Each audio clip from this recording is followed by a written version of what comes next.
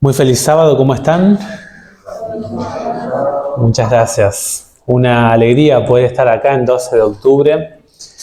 En estos 2 meses los he visitado bastante. Gracias a Dios hemos tenido la linda oportunidad de compartir algún mensaje bíblico con nuestra iglesia, con ustedes, que es una bendición predicar. Yo siempre digo que el que predica recibe la bendición de Dios. Así que si no has predicado y te gustaría disfrutar de esa bendición, predica y Dios se revelará a ti de una forma especial. Estamos en este mes estudiando una doctrina de nuestra iglesia. No sé si saben que el cronograma, ¿se acuerdan que estudiamos el Espíritu Santo cuando vine la vez anterior? En nuestra iglesia tenemos doctrinas y creencias. Las doctrinas son las enseñanzas generales de la fe adventista y las creencias son la ampliación bíblica de cada una de estas enseñanzas generales. En esta ocasión vamos a estar estudiando la doctrina número 3. La doctrina número 3 es la doctrina de la salvación. Y vamos a estar estudiando la creencia número 11, que es permanecer en Cristo. Permanecer en Cristo. El hecho de comprender la frase permanecer en Cristo involucra diferentes elementos. Involucra, por ejemplo, la cruz, involucra la muerte de Cristo, la resurrección de Jesús. Y en particular, el permanecer en Cristo involucra la lucha en la vida cristiana. La vida cristiana es un desafío, porque cuando un ser humano se alía, se pone en la familia de Dios, se transforma en un enemigo en el bando de las tinieblas. Por lo tanto, la vida cristiana es la mejor vida que puede tener el ser humano. No me malentiendan. La vida del cristiano es una vida de éxito porque el éxito está en Cristo, no en el ser humano, en el creyente. Pero también la vida cristiana tiene desafíos. La Biblia habla que nosotros como cristianos tenemos que hacer ejercicio cristiano. No sé si alguno de acá hace algún tipo de ejercicio, pero saben que cuando uno hace ejercicio, el cuerpo duele al principio, ¿no? Y cuando el cuerpo se va ejercitando, uno puede exigirle más al cuerpo. El apóstol Pablo le dijo a Timoteo, ejercítate en la piedad. Haz un ejercicio en la vida cristiana. No te estanques. Haz que tus músculos, tus fibras de tu cuerpo se fortalezcan en el camino de la piedad. El andar cristiano, hermanos, demanda que nosotros no nos quedemos estancados. La vida cristiana es un combate en contra del mal. Nosotros necesitamos tener en claro, necesitamos decirle a la gente que entrar en el camino de la fe es entrar en batalla con el maligno. Pero nosotros vamos a estudiar hoy una iglesia que se desanimó. Vamos a estudiar una carta que el autor se desconoce porque no se presenta el autor, pero es una descripción sublime. Hay algunos autores que llaman a esta carta un mensaje de exhortación y es la carta a los hebreos. Estudiamos hace poco, hace un par de meses, terminamos el estudio de la carta a los hebreos y vamos a estar mirando de cerca. Obviamente que si hacemos un poco de memoria, hemos hablado de algunas de estas cuestiones, pero en particular me quiero concentrar en la persona de Jesús. Un par de detalles solamente del contexto de la carta a los hebreos. Se cree que la carta a los hebreos fue entregada el contenido a una iglesia o a una comunidad de judíos. Pero también se considera de que la carta a los hebreos puede haber sido incluida para personas que eran también gentiles que se convirtieron al cristianismo. Y el centro o el sentido homilético, o sea, de la predicación que tiene la carta a los hebreos, es un sermón. Un sermón de exhortación. La palabra exhortación aparece allí en Hebreos 13:22. Tiene que ver con una predicación, un mensaje de aliento, de orientación y de conducción para la iglesia judía del momento. La iglesia a los hebreos, la comunidad eclesiástica a los hebreos, pasó por 3 etapas, que todos nosotros la pasamos en algún aspecto o en otro. La primera etapa de la iglesia a los hebreos fue el momento de la evangelización. Es cuando el evangelio les llegó, el mensaje de Cristo, les llegó por los emisarios de Cristo. Pero dice la Biblia que cuando el mensaje de Cristo llegó a la comunidad hebrea, llegó de una forma sumamente sobrenatural. Miren lo que dice, por ejemplo, Hebreos capítulo 2 y el versículo 4.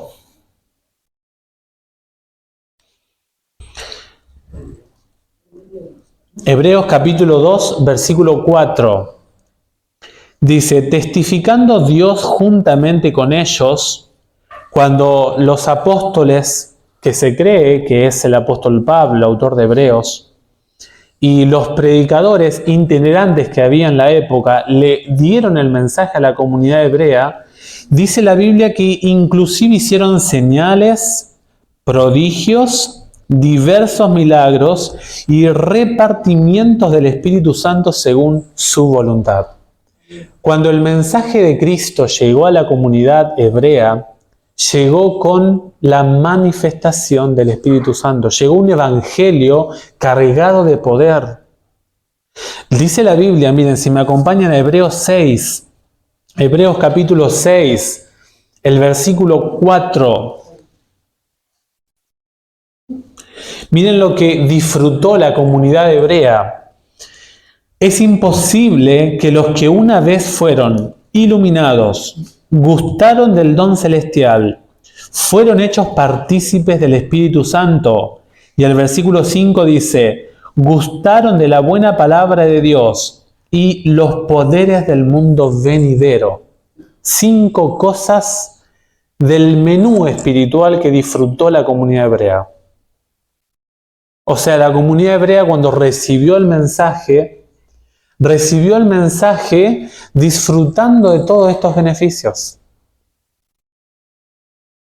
Y nosotros vemos en estos pasajes que el evangelio llegó en plenitud a la comunidad hebrea. No le llegó de forma limitada, sino que llegó en plenitud el evangelio con la presencia del Espíritu Santo, contemplando la esperanza futura, descubriendo los mensajes más profundos de la palabra de Dios.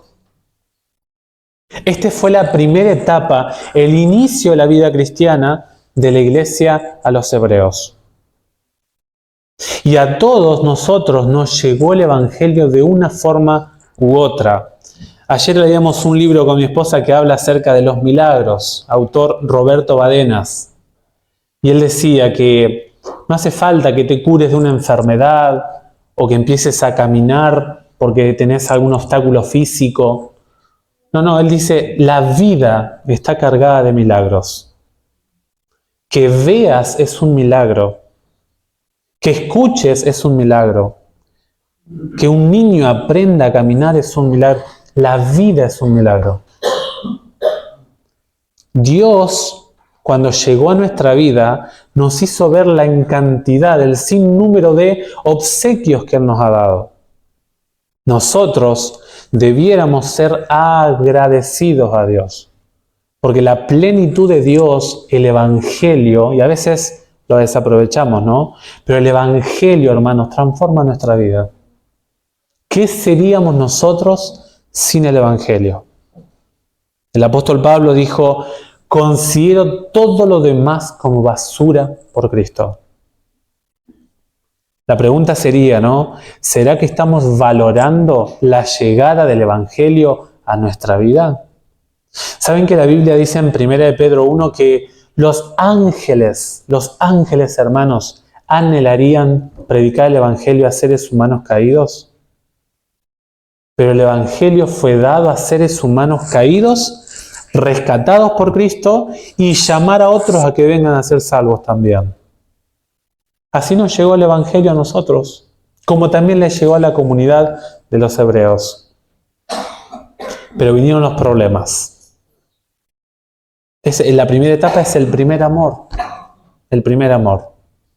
La segunda etapa que pasó la iglesia de los hebreos es la persecución. La persecución. Instrumentos externos a la comunidad eclesiástica empezaron a ser hostiles para la fe de esta hermandad. La Biblia, si me acompañan, en Hebreos capítulo 10, los versículos 32 al 33, miren lo que dice. Hebreos 10, 32 y 33. Pero traed a la memoria los días pasados, en los cuales, después de haber sido iluminados, sostuvisteis un fuerte y doloroso combate.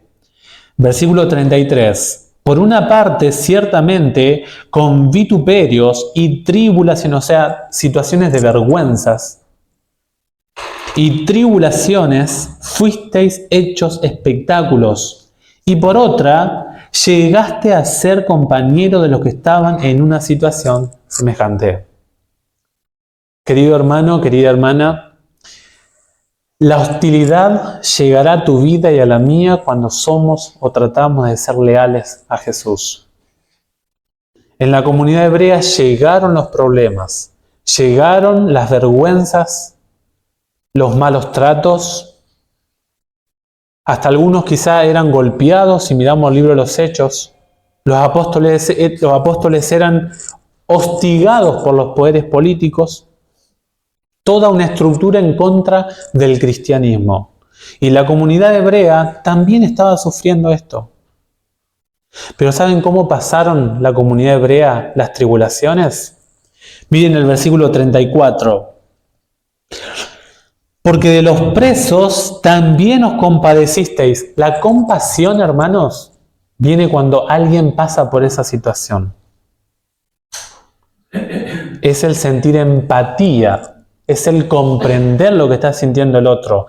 Dice el pasaje: porque de los presos también os compadecisteis, y el despojo de vuestros bienes sufristeis con gozo. Con gozo. Es un deleite, es un agrado el sufrimiento por Cristo. El gozo no es lo mismo que la alegría, hermanos. El gozo es un placer que, pese a que la situación externa estaba mala o está mala, me siento privilegiado de esa situación. Al apóstol Pablo lo azotaron en una ciudad y volvió a entrar con los moretones a predicar. Porque me siento gozoso, dice el apóstol. ¿Era masoquista? No, no era masoquista. Tenía el fruto del Espíritu Santo, que es el gozo. Que pese a que mi situación no es digna de sentirme feliz, pero el Dios al cual yo sirvo me da el privilegio de sufrir por su causa. Me gozo en el Evangelio. Me gozo en el Evangelio. La iglesia, los hebreos, se gozó en el sufrimiento y en el padecimiento. Pero ¿saben que una gran parte de la iglesia, el hostigamiento continuo causó desgaste, causó desidia, causó dejadez en la iglesia? Y algunos hebreos empezaron a tomar decisiones erradas. Por ejemplo, miren lo que dice Hebreos 10 y el versículo 25. Dice, no dejando de congregarnos como algunos tienen formaron un estilo de vida alejado de Dios. Las costumbres, los hábitos, la forma de vida que empezó a establecer la iglesia a los hebreos fue, no, ¿para qué el sábado? No, yo estoy bien, miro algún video de YouTube, ¿verdad? Hoy hace frío. Cuidado, hermanos, cuidado de dejar de congregarnos. La congregación aviva nuestra fe. Cuando tú faltas un sábado, ¿extrañas la iglesia? Si tu respuesta personal, sincera para con Dios es, y no decir que no la extraño, una alerta. Guarda con las costumbres repetidas en la actualidad que tuvieron los hebreos en el pasado. Y el pasaje dice, sino exhortándonos. ¿Esto saben qué significa exhortar? Significa, hay un hermano que ha faltado 2 sábados en la iglesia, tengo que llamarlo, tengo que ir a visitar. Hermano, ¿qué te está pasando? Una iglesia que por los vituperios, por las tribulaciones, por la prisión, por el desgaste de los agentes extraños del mal, era una iglesia que empezó a desanimarse. Y ahora el apóstol Pablo los va a orientar diciéndole, ustedes han perdido el rumbo. Y es la tercera etapa de la iglesia de los hebreos. Se los leo de la Nueva Versión Internacional. Dice, por eso, Hebreos 2.1, por eso, miren lo que dice el texto, es necesario que prestemos más atención a lo que hemos oído, no sea que perdamos el rumbo. No sea que nos dejemos del primer amor, dejemos que los golpes de la vida formen un estilo de vida alejado de Dios y nosotros empecemos a hacer lo que hicieron los hebreos. ¿Saben qué pasó con la iglesia de los hebreos? Hubo un retroceso espiritual. ¿Qué significa lo que dice el apóstol Pablo a Timoteo? Ejercítate en la piedad. ¿Sabes qué significa, hermanos? Que nosotros no podemos seguir nuestra vida espiritual este año como pasamos el año pasado. ¿Saben qué le pasó a la iglesia de los hebreos? Dejaron de estudiar las cosas profundas de Dios, los misterios de Dios, para volver a los rudimentos del cristianismo. Miren lo que dice ahí Hebreos 5, si me acompañan, por favor. Hebreos capítulo 5 y el versículo 12. Debiendo ser ya maestros en el presente, dice el apóstol Pablo, ahora tú tienes que ser un conductor en la fe de otros. En vez de alimentar en el presente a otros que necesitan del crecimiento cristiano, dice el pasaje, tenéis necesidad de que se os vuelva a enseñar cuáles son los primeros rudimentos de las palabras de Dios y habéis llegado a ser tales que tenéis necesidad de leche y no de alimento sólido. Hermanos, si estás hace 10 años y no puedes todavía explicar las 70 semanas, hay un problema ahí. Si todavía estás hace 10 años y no puedes explicar Apocalipsis 13, hay un problema ahí.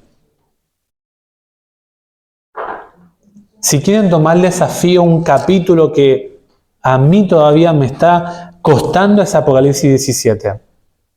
Tenemos que estudiar la palabra y empezar el camino de enseñar a otros de la fe. Los hebreos, hermanos, hermanas, estaban retrocediendo en el crecimiento de su fe. Estaban perdiendo el rumbo. Hermano, tú deberías ser un maestro y estás necesitando lo básico. Yo no sé si hay hermanos acá inclusive que han leído toda su Biblia. Es para pensar. Si yo no he leído toda la Biblia, hermanos, es para pensar. Hay hermanos que quizás no saben dónde está Ageo. Yo no estoy criticando, los estoy alentando, los estoy instando, hermanos, a que podamos crecer en la verdad bíblica. Me cuesta encontrar una carta porque no conozco el orden de los libros. No sé quién fue el autor de tal libro, de tal otro. Nosotros necesitamos empezar a caminar el trayecto de ser maestros de la Escritura. ¿No será que nosotros estamos retrocediendo como le pasó a la iglesia a los hebreos? Cuidado, porque ya pasó en el Antiguo Testamento. Allí Hebreos 3 y 4 habla acerca de los llamados que Dios hizo al pueblo del Éxodo. Y cuántas veces el pueblo del Éxodo en los tiempos de Moisés, en los tiempos de Josué, en los tiempos de David, necesitó nuevamente ser llamado a las verdades bíblicas. Para eso está Elena G. de White. Elena G. de White, hermanos, no es para el de afuera. El profeta que la iglesia de Dios tiene en el presente es para llamarnos a nosotros al regreso a las verdades bíblicas. Si alguien de afuera no entiende o le cuesta aceptar el Elena G. de White, vaya y pase, ¿no? Pero la función central del profeta, hermanos, no es anunciar el futuro.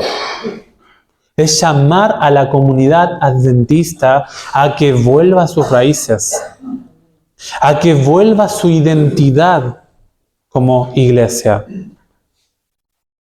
Si nosotros estamos en esta etapa, que ya quizá estamos perdiendo el rumbo, yo no sé si te has desanimado de tu fe, no sé si eres de hacer tu culto personal, no sé si eres de leer la Biblia 1 hora al día, aunque sea, no lo sé, cada uno de ustedes sabe.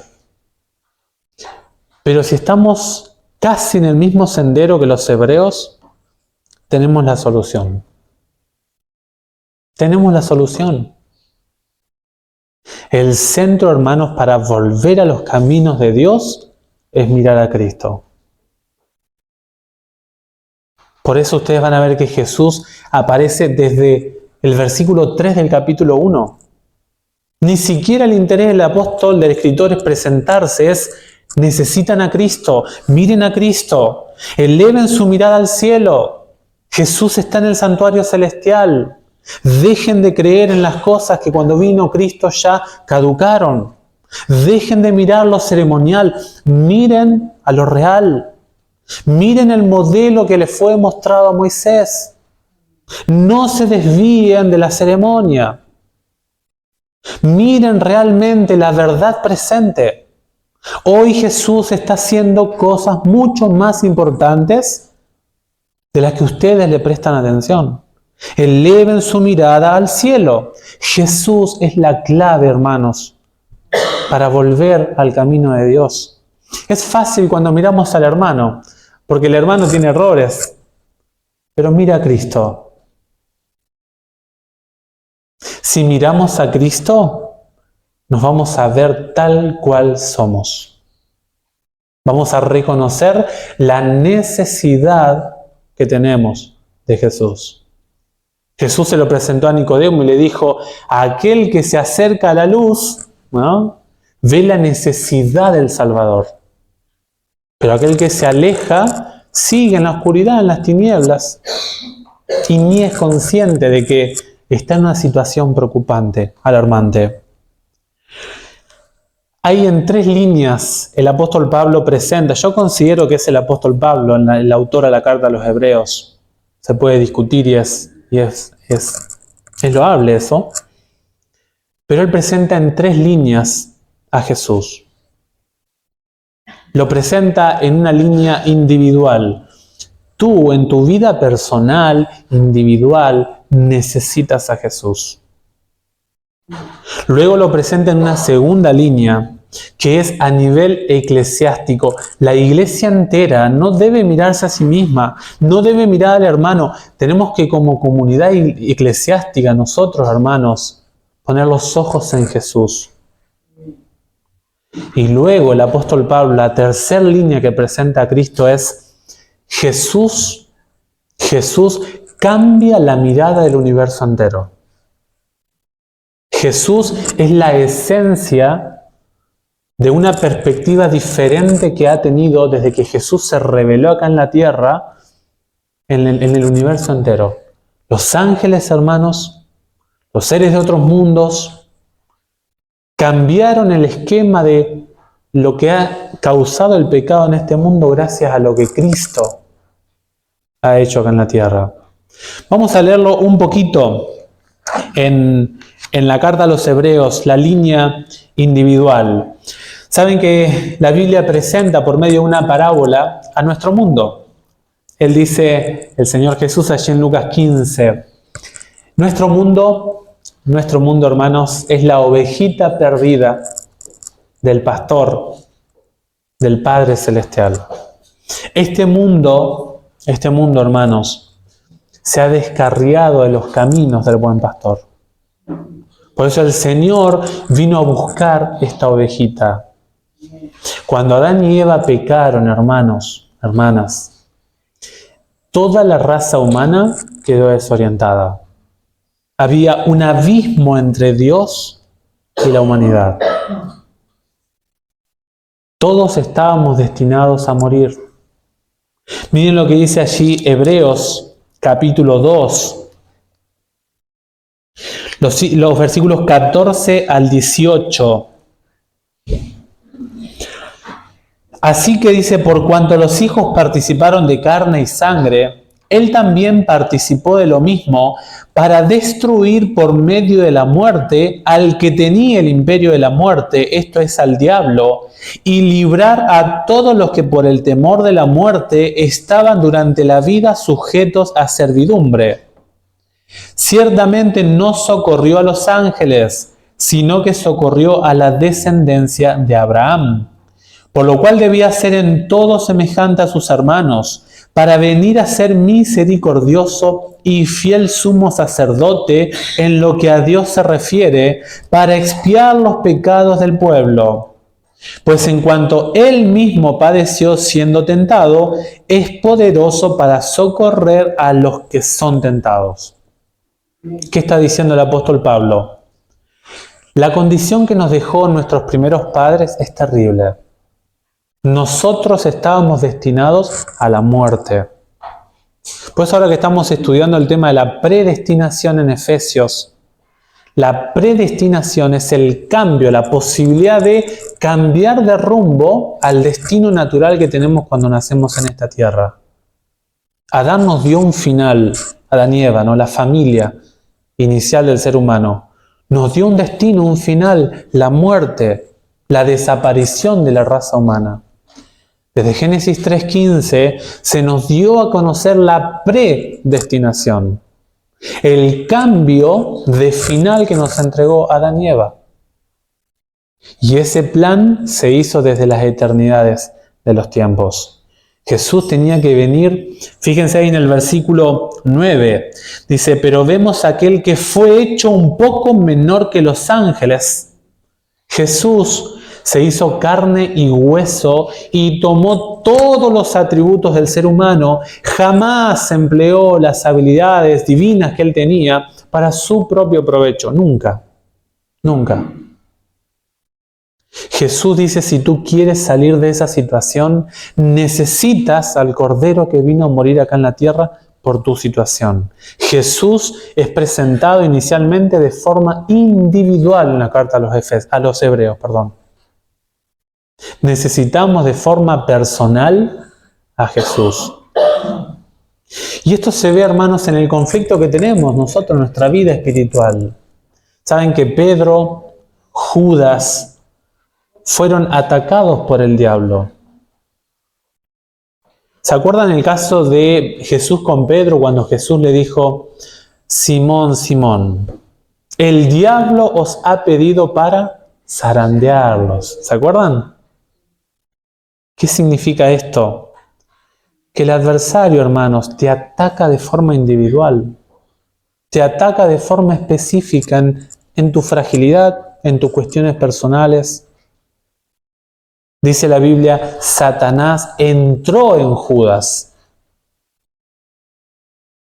Satanás te tortura, me tortura, con cuestiones personales.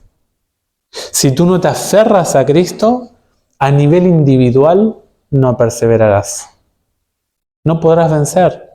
Caerás si estás en la situación o en el camino de los hebreos. Nosotros necesitamos individualmente aferrarnos al Señor Jesús. La segunda línea que habla el apóstol Pablo, el autor a los hebreos. Dimensión colectiva. Nosotros tenemos un conductor. Si miran ustedes en los capítulos 3 y 4 de Hebreos, van a ver de que dice que el pueblo falló por dejar de mirar la conducción divina y concentrarse en la conducción humana. Fallaron. Dejaron de mirar al conductor divino y empezaron a mirar la conducción humana. Y habla de Moisés, por ejemplo, ahí en Hebreos 3. Dice, por tanto, hermanos, participantes del llamamiento celestial, considerad al apóstol y sumo sacerdote de nuestra profesión, Cristo Jesús, el cual es fiel al que lo constituyó como también lo fue Moisés en toda la casa de Dios. Moisés fue el líder levantado por Dios, pero en lugar de mirar al Mesías que iba a venir, se concentraron en la autoridad del líder humano. ¿Será que nosotros, hermanos, valoramos más al pastor que a Jesús? ¿Será que la palabra del pastor tiene más autoridad que la de Cristo? Que Dios nos ayude a ser equilibrados. Jesús debe ser presentado a nivel colectivo en la iglesia adventista. Nuestro conductor es Cristo, hermanos.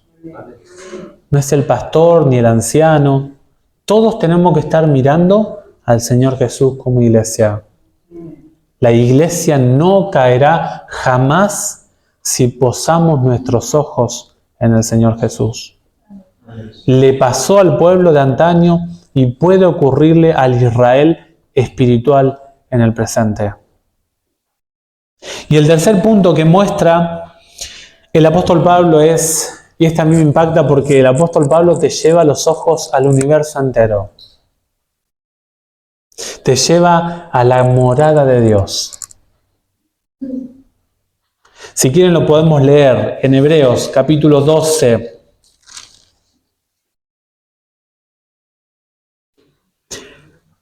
Habla acerca del monte Sinaí. ¿Se acuerdan cuando Dios descendió a entregar los mandamientos al pueblo de Israel?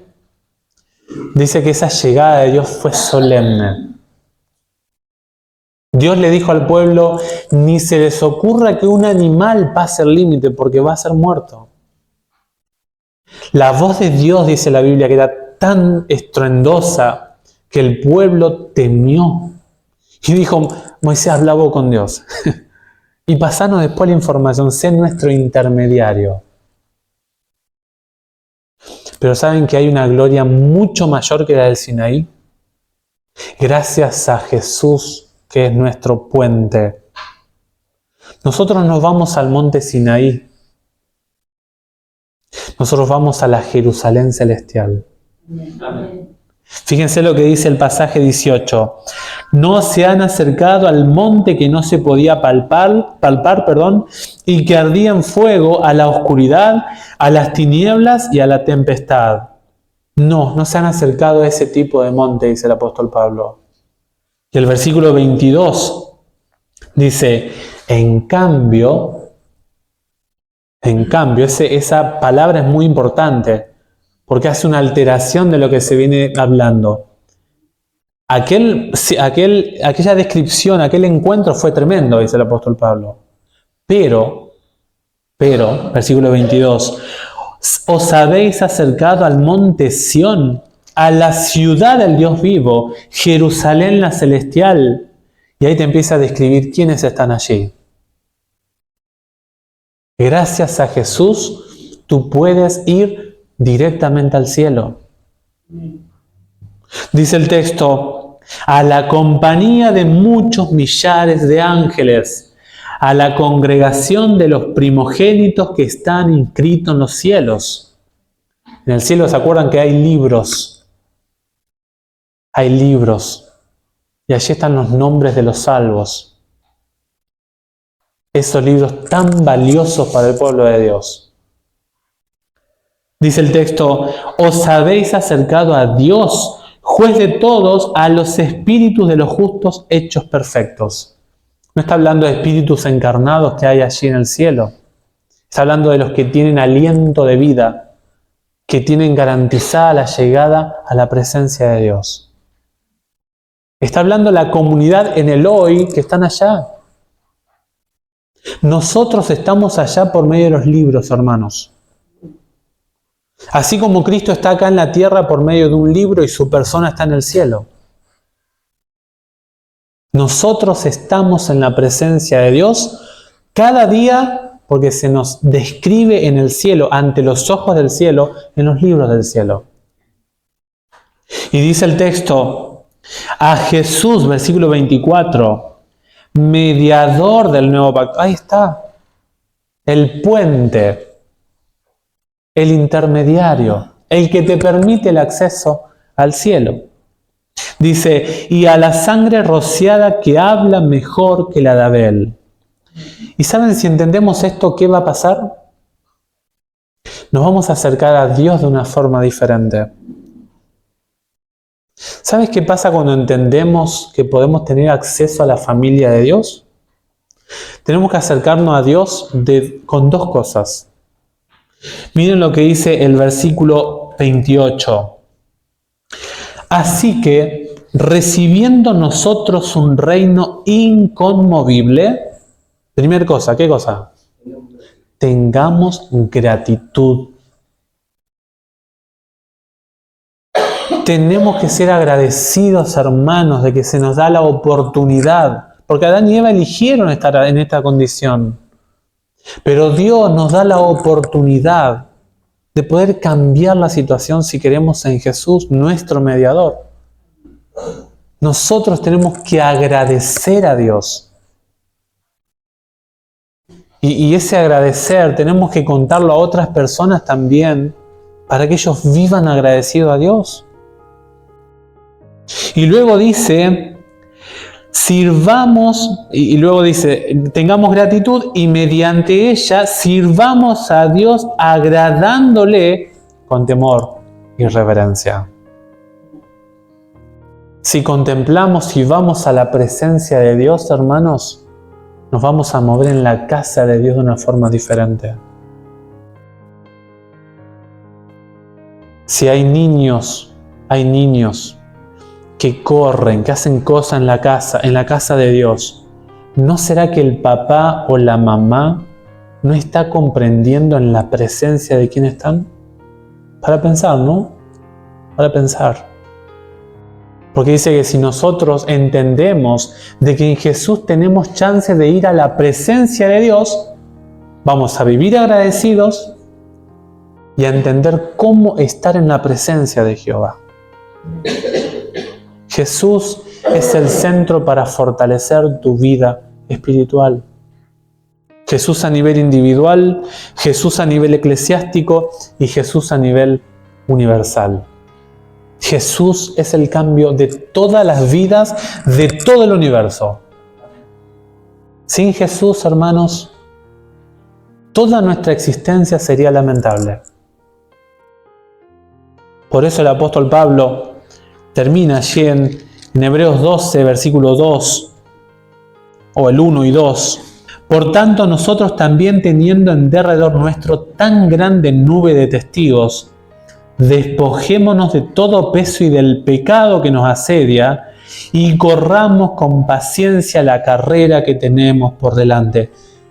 Tú tienes que andar en la vida cristiana con paciencia. La palabra paciencia es resistencia. Es resistencia, es perseverancia, es constante. Ser constante en la vida cristiana. Y el versículo 2 dice, puestos los ojos en Jesús. Ahí está la forma. ¿Cómo ser perseverante? Aquellos hermanos que han dejado de crecer en Cristo son porque han quitado su vista de los ojos de Jesús. La pregunta sería, ¿no será que he dejado de permanecer en Cristo porque he quitado los ojos de Jesús? Dice el texto 2, puestos los ojos en Jesús, el autor y el consumador de la fe, el cual por el gozo puesto delante de él sufrió la cruz, menospreciando el oprobio y se sentó a la diestra del trono de Dios. Él sufrió, Él vino a esta tierra y Él debe ser el ejemplo nuestro. ¿Será que Jesús está siendo el ejemplo en tu vida, en la mía, a nivel individual, a nivel colectivo en la iglesia? ¿No será que estamos mirando más al hermano? Empezamos a chismosear y nos puede pasar a cualquiera, hermanos. Simplemente quiero motivarles a que podamos pensar y reacomodar nuestra vida espiritual. Que no nos pase como le pasó a la comunidad hebrea. Yo deseo que tengan un feliz sábado y que Dios les bendiga ricamente.